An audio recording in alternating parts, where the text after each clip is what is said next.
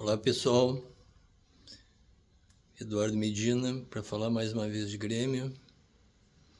A última vez que falei aqui, eu acho que foi antes do jogo contra o Botafogo, que aliás o Grêmio fez um bom jogo. Mas vamos falar do momento atual do Grêmio agora, né? Depois do jogo contra o São Paulo, véspera de jogo contra o Juventude. E o que a gente pode esperar? Primeiro vamos tocar um pouco no jogo do Botafogo. Foi um jogo bom, né? Primeiro tempo não foi tão bom, mas o segundo tempo foi muito bom. O Grêmio mostrou muita energia, muita força, algo que para mim, ao menos, eu fazia muito tempo que não via, né? O Grêmio jogar daquela forma, com intensidade, com força, com energia. E um time que tem qualidade individual, principalmente do meio para frente, como tem o Grêmio, com força e energia, é um time difícil de ser batido, né? Com a marcação que não está perfeita ainda, eu ainda não entendi, ou os jogadores não entenderam qual é o esquema do Luiz Castro, porque estão fazendo ou tentando fazer uma marcação, pressão na saída de bola do adversário, mas não é efetiva. O resto dos setores do time não acompanha, principalmente a defesa. A defesa parece que tem medo de avançar, tem medo de levar uma bola nas costas e não acompanha o resto do time, então acaba deixando um buraco ali naquela região, ali entre os volantes do Grêmio e a defesa.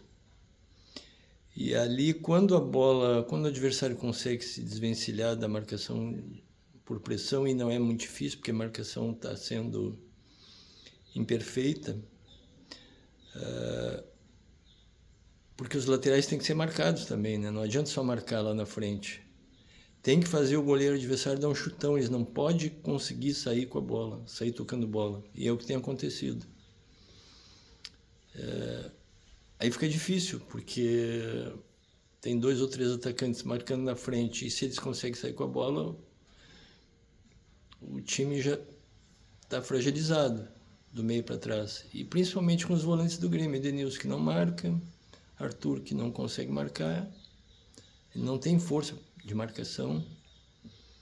E o Noriega é um bom jogador, mas mais com a bola no pé, né? Sem a bola ele também tem deficiência na marcação, porque não é um jogador de energia, não é um jogador ágil, né? E sendo Arthur baixo, qualquer jogador alto que tenha 1,80 m para cima, na passada consegue superar o Arthur, né? Porque ele é baixinho, passou por ele já era, né? E ele não dá o bote, ele não tem essa energia para marcação, essa movimentação que é necessária no volante. Eu levo muita fé nesses 2 argentinos que chegaram, que são jogadores altos, né, com mobilidade.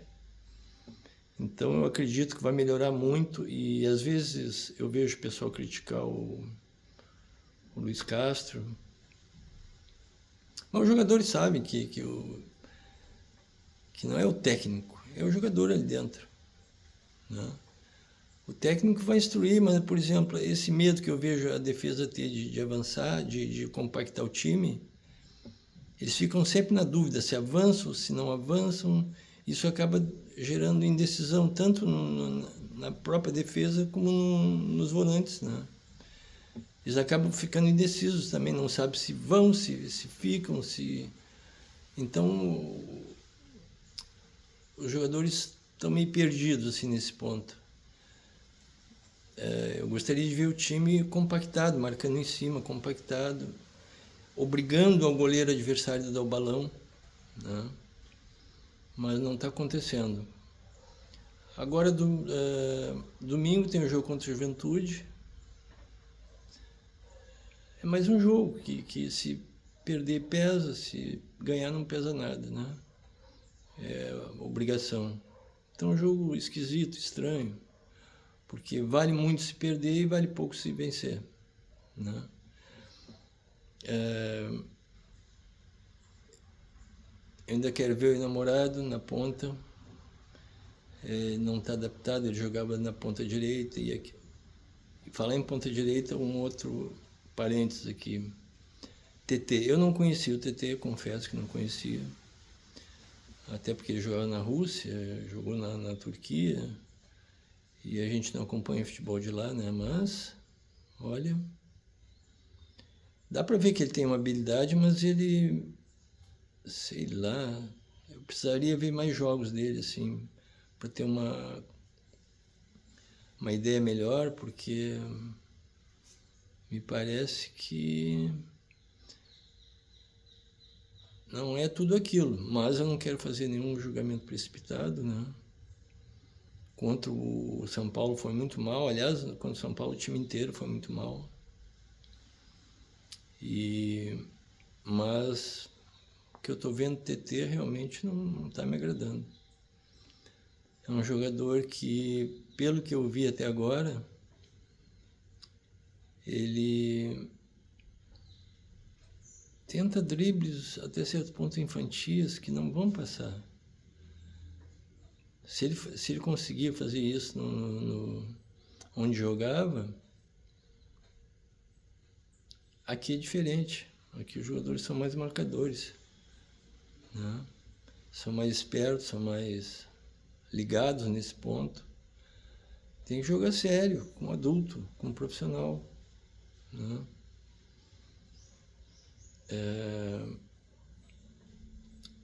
Vamos ver agora eu quero ver muito time com os dois argentinos assim no meio. Quero Monsalve, é uma pena. Monsalve entrou bem, jogou bem, estava bem contra o Botafogo, acabou se machucando. Eu torço muito pela volta dele rapidamente, assim, porque para mim ele é o meio-campo ideal ali. Não importa os dois volantes, mas para mim o Monsalve tem que ter sequência, tem que dar sequência, porque ele é muito bom jogador, muito bom jogador. Ele muda o meio-campo do Grêmio, né? Segura a bola, sabe o momento de largar, consegue enxergar algum passe para os atacantes em profundidade.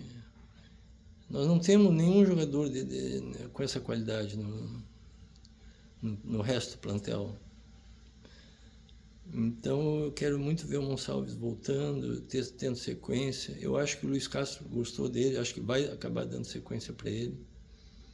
E vamos aguardar. Agora tem um período longo de recesso aí, né? Depois do jogo de Juventude, e a volta vai ser só contra o Atlético Mineiro. Mas eu espero que com esses dois reforços o Grêmio dê um salto assim, em qualidade, em energia, em vontade, porque isso é uma coisa que depende do jogador, não tem jeito. O técnico pode dizer, vamos correr, vamos morder, vamos fazer isso, aquilo. Não adianta, lá dentro é o jogador. Se o jogador entrar com um passinho lento, entrar devagar, quando acorda está 1-2-0, não tem jeito. O futebol é assim.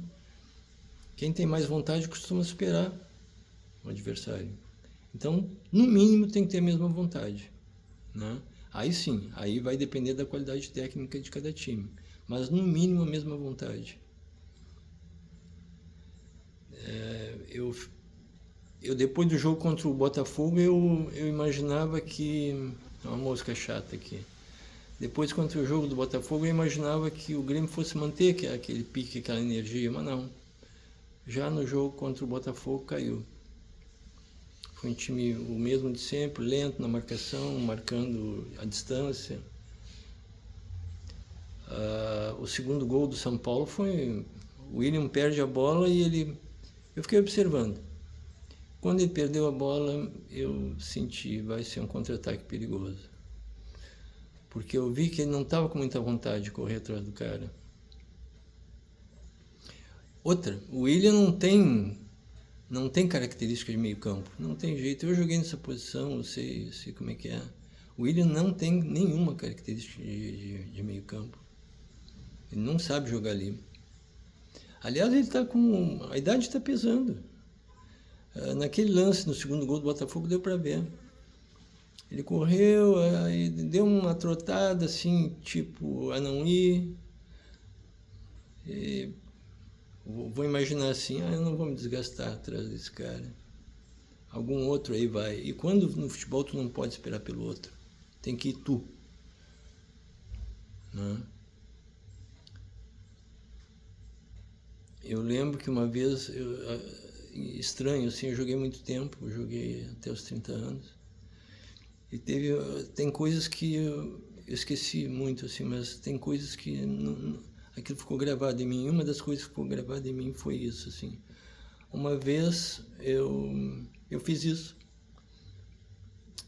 Era uma jogada perto da área, o cara estava invadindo, eu senti que eu podia correr atrás dele e até desarmar ele, se eu botasse energia, se eu botasse força. Mas eu dei uma trotada assim, eu digo, não, algum outro vai tomar a bola dele. Não tomou. E acabou sendo gol. E eu digo, putz, é um erro que eu nunca mais vou cometer. Esperar por outro, assim. Que o outro faça o que eu podia ter feito. Futebol não dá para ser assim. Tu tem que ir, tem que botar energia, não pode esperar pelo outro. Não pode esperar que o outro faça o teu trabalho. Se tu pode, vai.